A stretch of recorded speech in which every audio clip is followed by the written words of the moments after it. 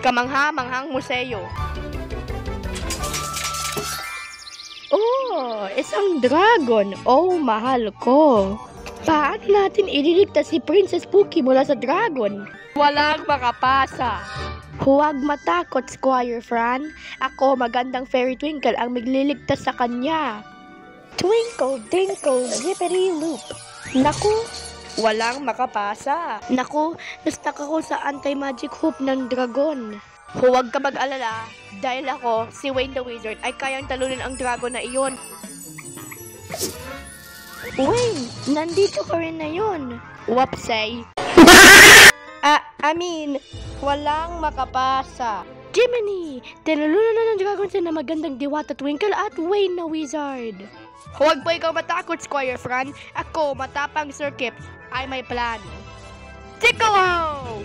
Ha! No! Hindi yung feather duster! Ha! Ginawa na niya.